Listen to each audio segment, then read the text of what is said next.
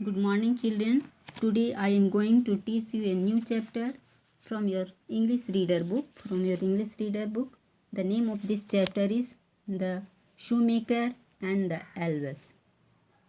It is the plural form of elves, that means sort of kind of person.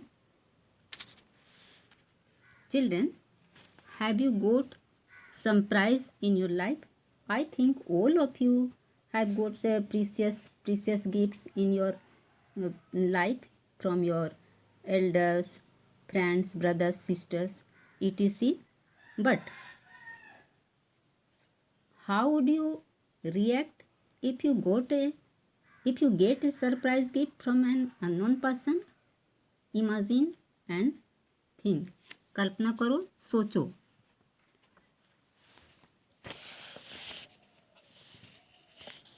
The story of this chapter is related with a surprise gift. Let us start.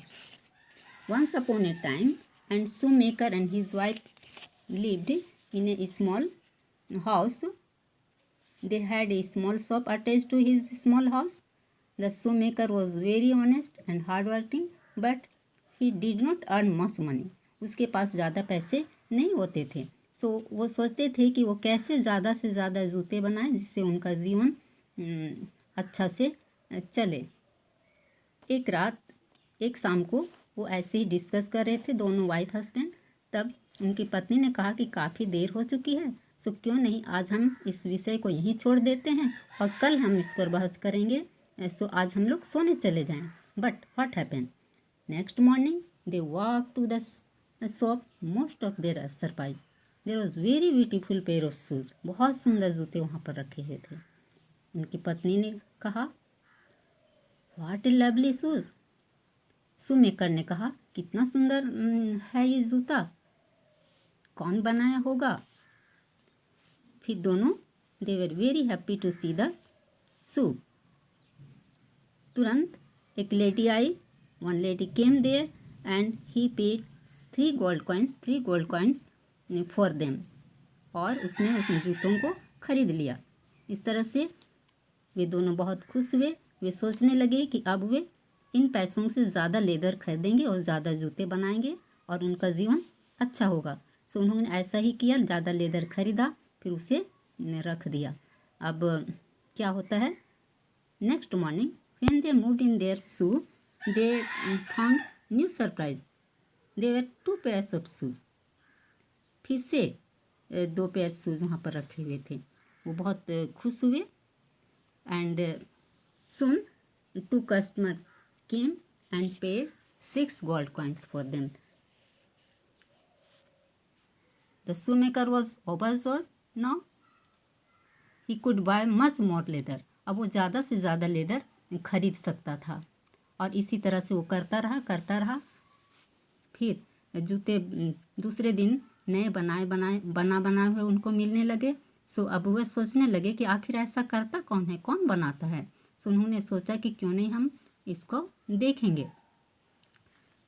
So that night the shoemaker and his wife hid themselves behind a cupboard के पीछे वो छिप करके देखने लगे. At midnight 2 elves run into the shop. 2 और छोटे कद के पर्सन आए और वे